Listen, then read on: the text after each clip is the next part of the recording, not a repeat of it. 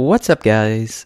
Sub-Zero here. Just want to talk about something that has probably come up for a lot of people recently, and the thing that finally tipped me over into wanting to talk about this subject was that Vexicus4666 posted a video showing a guy who opened up a Spanish box of Lord of the Tachyon Galaxy, and lo and behold, the baby dragons were in there.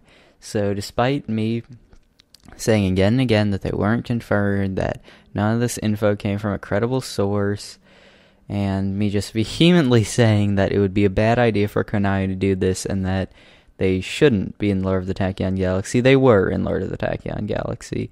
And so now we're going to have to deal with that when Lord of the Tachyon Galaxy comes out. And I think I've broken my limit for saying Lord of the Tachyon Galaxy in this video, so I'm just going to leave you guys.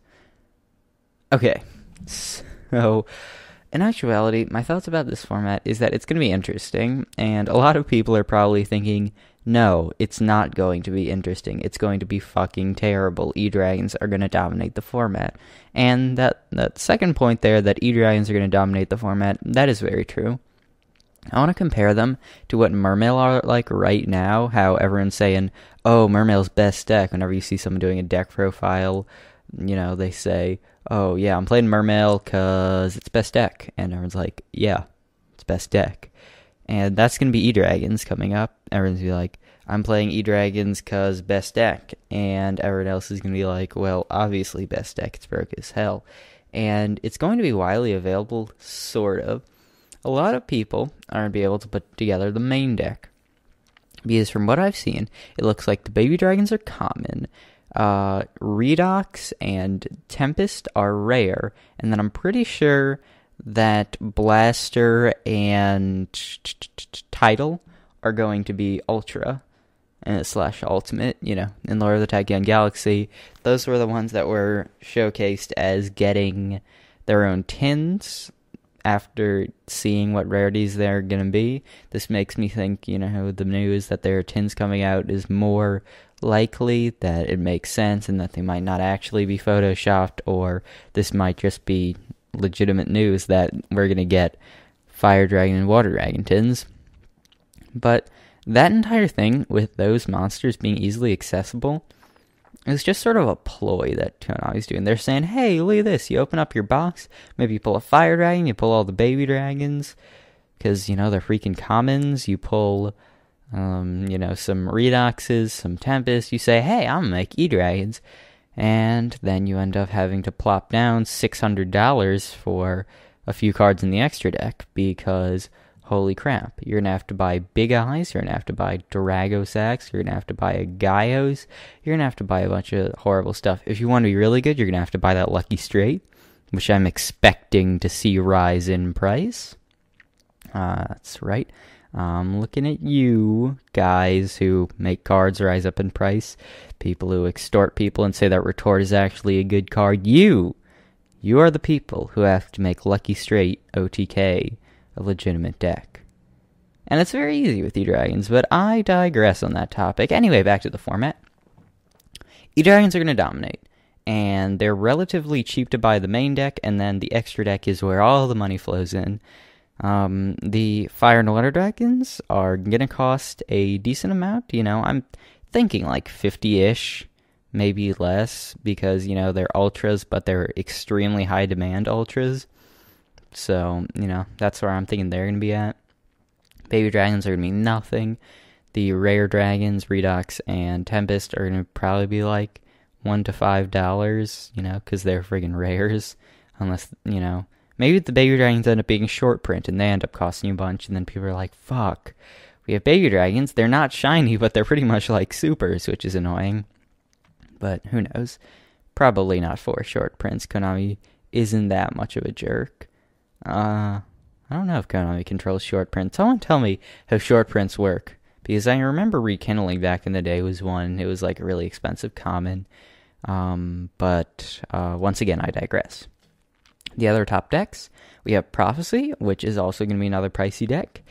Aside from dropping tons of money down for your priestesses, you know, your secrets, your towers, your masters, your fates, your magicians, dropping tons of money down for those, Now you're going to have to make a donation to Konami, I guess. You are going to have to put down a ton of money for these judgments. Now, I was going to say Judgment Day, but it's Judgment in the TCG. You know, Vexius made a video about how he was saying, oh, it's so dumb. People buying these for like $100, $150 on eBay. The main purpose of that video is pretty much him saying that no one has these cards yet, and you're seeing a giant card that was at a YCS, not a real TCG print, so you're buying these from people who don't actually have the cards yet. Probably a bad idea. But the fact of the matter is, those cards are gonna cost a lot. That Judgment Day, Judgment, I'm gonna have to get used to that, probably going to be over $100. I'm calling it now, because that card is, first of all, it's insane. It's amazing for prophecies. It facilitates so many plays. You know, it lets them get out a ton of cards in their deck, lets them add a ton of cards in their deck to the hand, just lets them go off like crazy. And it's a secret, okay? I know Vexius was saying, hey, this card looks kind of rare. Maybe just for a moment, Konami could give us a rare. No. If you were hoping this card was going to be a rare, you're going to cry your eyes out when you see that in that video of the baby dragons in it, there is also a very shiny little Judgment of Spellbook of Judgment. I forget what it is. You can see the little secret, you know. There's one picture that doesn't look too secret, then there's another picture undoubtedly confirms it is secret. Then again, I mean, these cards could be fakes. I'm kind of putting more faith into that, seeing as Vexius posted the video, and he's usually right. He was wrong on the baby dragons, but he quickly changed his stance on that, and now he was right on them. And that's the easiest way to do things instead of doing what I do, and I'm like, no, the baby dragons are not going to come out, and I'm going to stick to that opinion. He was just like, baby dragons won't come out. Oh, wait, actually, no, they are. So, yeah. I thought it was, oh my god, this is a complete tangent, but I just really wanted to say that. I thought it was funny how in his video, he was talking about how, oh, the baby dragons aren't going to come out, don't freak about this stuff. I saw people testing for nationals, and they were saying, oh, yeah, we're testing for nats. And I'm like, you can't test for nats. These are baby dragons, and baby dragons aren't coming out in the TCG. And then in the video that he posted today, or maybe yesterday, whenever I'm posting this, he was like, oh, and start testing for nationals with these baby dragons, because they're going to be coming out. Like, just the complete opposite of what he said in that other video, but I digress. So we have E-Dragons and Prophecy meta. Those are going to be the two big decks. You got Eva Swarm, but the deck's kind of trash.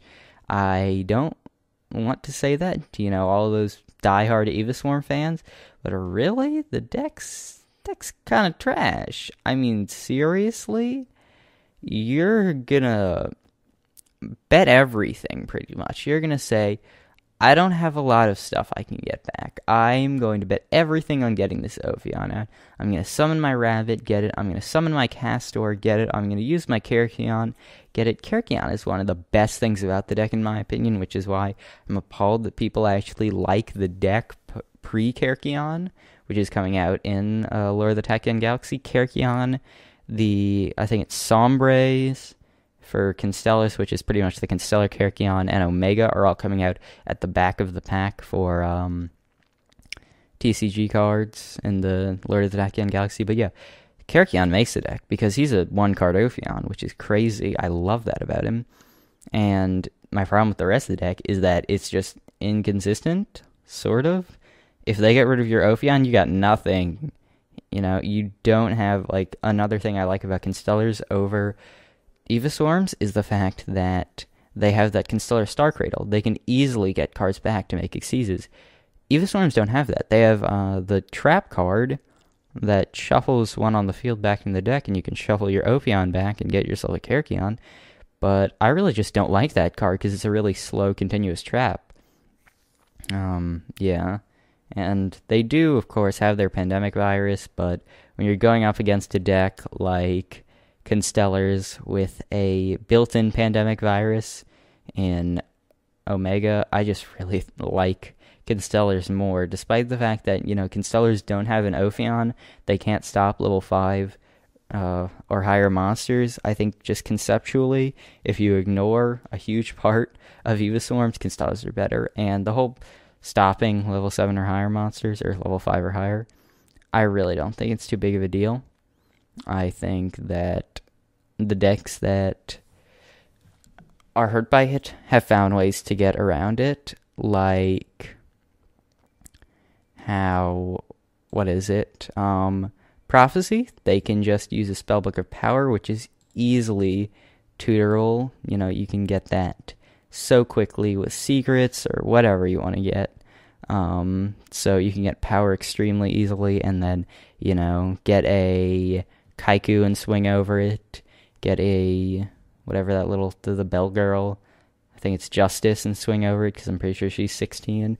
That deck can easily swing over Ophion, and then you can drop your pieces. E-Dragons can discard their Blaster, which, as everyone should know, is easily searchable through, Gold Sark, and you can do all sorts of stuff to get rid of him, and if that's not enough, I'm sure E-Dragons will come up with more stuff to get rid of that guy. So I really think Evaswarms are going to flop.